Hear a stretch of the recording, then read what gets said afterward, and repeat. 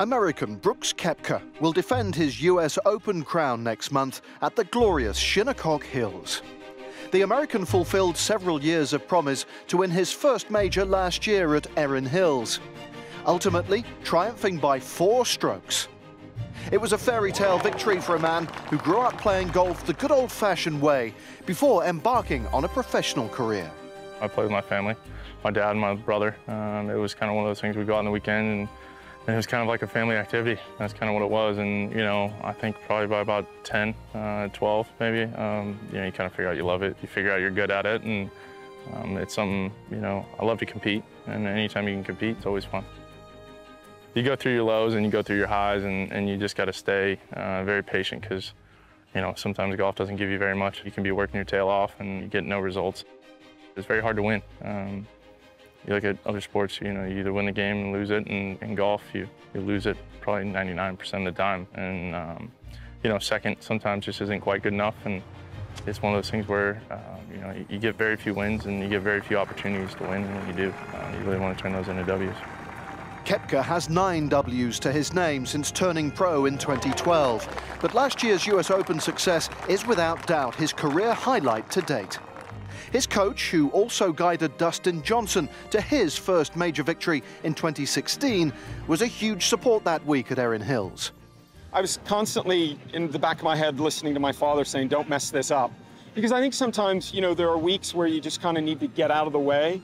And, you know, DJ had won the US Open the year before, and that week, you know, that whole week he was just kind of different. I was, you know, lucky enough to be on Ernie's team when he won it at Lytham and won the Open Championship in 2012. And he was different that week. Somehow they show up in a different frame of mind, and a lot of it is they have a calmness about them all week. I can't really explain it, and I've been trying to over the last year to try and figure out what it is that's different. But, you know, Brooks was just different. He came in with a lot of confidence. He got off to a fantastic start. It was a golf course that he liked. You know, it's funny, I said the exact same thing on Monday after Brooks's practice round that I said the year before with DJ. I was talking to my dad, and I was saying, if he doesn't have a chance to win this week, I give up. I don't know what playing good is, because he was hitting it so good. And I just had a feeling that if he could go out and stay aggressive and play the way he normally does, and not try and play the way that he thinks he needs to win a major championship. Because I think we see that a lot. Because I think it's so difficult to win these major championships that you feel like sometimes as a player you've got to try and do all the right things and try and play a specific way. And I think Brooks was a great example. He just did what he did. You know, he hammered the golf course with his driver, took advantage of it, and the last thing I told him was just go out, stay aggressive. If you play aggressive today, you're going to be tough to beat. Indeed, Brooks equaled the US Open's lowest winning score, finishing with a 16 under par total. His final round 67 owed much to his calm demeanour and a stable swing, and Sky Sports golf analyst Andrew Coulthard was there to witness his display firsthand. He's hugely powerful, obviously incredibly talented.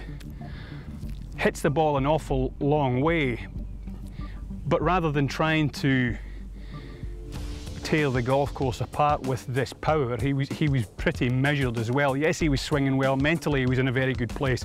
He put the ball in play off the tee, and when he was in the fairways, he found the middle of the greens. And the confidence that just gave him when everybody else was pushing, everybody else was trying too hard and dropping shots, he was very relaxed, very comfortable, in effect in the zone, as we say. And that was enough to go ahead and make him US Open champion. It was a very impressive performance.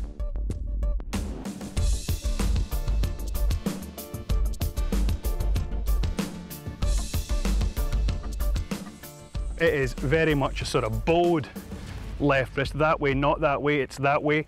The club face is pointing way at the sky. This used to cause all kinds of problems, big hooks and massive pushes. Koepka's actually left arm is almost kind of bowed that way, but they just release it and they sort of hold it off and manage to actually hit an incredible controlled fade from that position. Normally you'd expect to see guys that hit a massive big hook, but Dustin and Koepka, they both hit wonderful fade. Since winning in Wisconsin, Koepka has battled injury and some indifferent form, but his maiden major win still serves as an inspiration.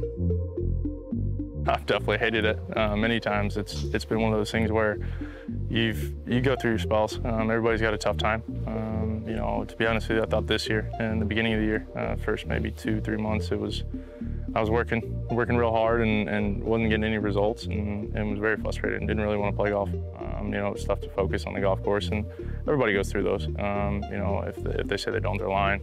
It's tough. It's a tough mental game, and you know, and the other thing is you play all year, so you never really quite get a break, and you got to try to find ways to relax off the golf course. It doesn't matter how well it's going or how poorly it's going. It's always going to turn around. It doesn't matter, you know, one lucky break or one good golf swing could turn your year or a couple of weeks in a row, and then could turn them around.